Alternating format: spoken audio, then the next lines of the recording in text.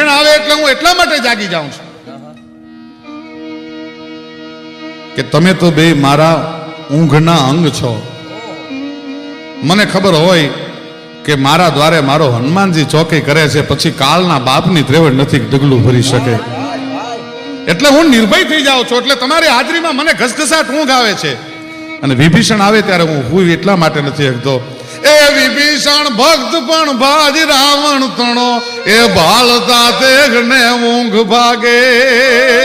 ઈ મારો ભગત તો છે પણ પાછો રાવણનો ભાઈ છે. અને એના ભાઈનું વેર કોક દી યાદ આવી જાય, હું તો તલવારનો ઘા કરી લે તો. એ વિભીષણ ભક્ત પણ ભાજ રાવણ તણો, ભાળતા તેગને ઊંઘ ભાગે. એ રામને એક દિવસ લંકાના વિજય મેળવ્યા પછી એવો વિચાર આવ્યો કે મુજ તણા નામથી પથ્થર તરતા થયા, આ બધો ઢોંગ કોણે ચલાવ્યો. પથરા તરે નહીં કોઈ દિવસ. સાચું હશે, મારા નામે તર્યા હશે, આવો વિચાર આવ્યો રામને. સંજયભાઈ, લંકાના દરિયા કિનારે ધીરુભાઈ પથ્થર મીંડા તરવા એટલે લક્ષ્મણે કીધું કે આવું બને નહીં. આ તો અશક્ય ઘટના છે, પ્રકૃતિના નિયમ વિરોધની વાત છે. આવું કેમ બન્યું? રામે કીધું ઓરો આવ્યો કાનમાં કહું, જાહેર કરવાની વાત નથી. કાં સાંભળેલા લક્ષ્મણા, દુનિયાનો નિયમ એવો છે, વિધિ બામ હોતે હોતે અર્પણે પરાયે બામ ઓર પ્રતિકૂલતાએ શીશ મંડરાતી હૈ. જ્યારે માણસની વિધિ વિપરીત બને, જ્યારે માણસની વિધાતા રૂઠી જાય, વિધિ બામ હોતે હોતે અપને પરાયે બામ, પોતાના હોય ને પારકામ બની જાય. સ્નેહમયી માતા ભી કરકે વિરુદ્ધ બિંદુ રામ જૈસે પુત કો ભી વન ભીજવાતી હૈ. કઈ કઈ કોઈ દી વનવાસ આપે, પણ મારી વિધિ વિપરીત બની ગઈ હતી લક્ષ્મણ. ને હું તો માનવ દેહમાં છું એટલે વિધિના સંસ્કારોને મારે ઝીલવા પડે બાપ. विधि बाम होते होते अपने पराये बाम और प्रतिकूलता ये स्नेह मंडर आती है न स्नेहमयी माता भी करके विरुद्ध बिंदु राम जैसे पुत्र को भी वन भिजवाती है. पर सांभળી ले, जो ही आता है अनुकूल समय त्यों ही लखन, पाप देख सागर में सैल की सिलाई तैर जाती है. પણ માણસનો અનુકૂળ સમય નજીક આવે ને ત્યારે નો બનવાનું બનવા માંડે, પ્રકૃતિના નિયમો ઉલટા સુલટા થવા માંડે. जो ही आता है अनुकूल समय त्यों ही लखन के देख सागर में सैल की सिला ये तैर जाती है. आ सिला એટલા માટે તરે છે. પાછો એક દી પાછા પોતે બેઠેલા સમુદ્રના કિનારે, મારા નામે પથરા તીર્યા છે, સાચી વાત છે, તરે પથરો.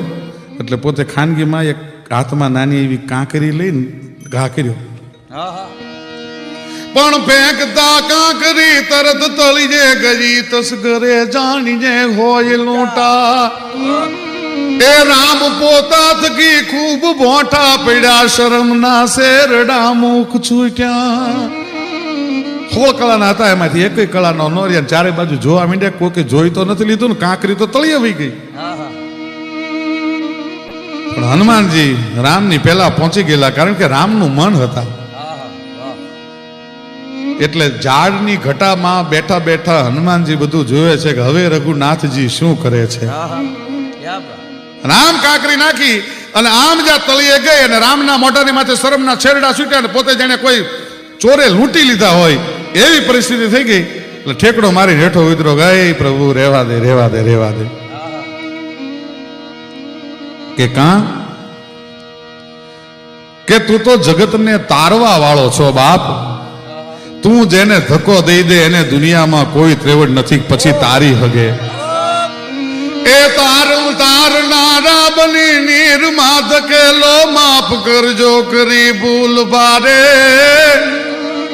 એ તમે તરસોડશો જેઘને નાથજી, પછી એને 3 લોકમાં કોણ તારે. તું તો તારવા વાળો છું, તું ધક્કો દઈ દે એને કોઈ તારી હગે બાપ.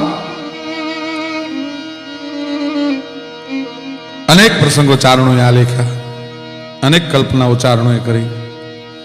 એમાં મહાત્મા નરહરદાસજી કટિપટ લપેટ જટ જૂટ ગૌભંગા રક્ત નયન પ્રકટી સુગૌપ કૃત સજ્જ ધનુષ ચંકાર કીન નિશ્ચાર વધ કરવા નલીન. દિગ્ધ ના લિગોલાસ દિગ્ધ છે મન હુજન છિડ્ડો મિલિંગ છે તે ગિરિ ગગન મગ તારા ગન તિટ્યો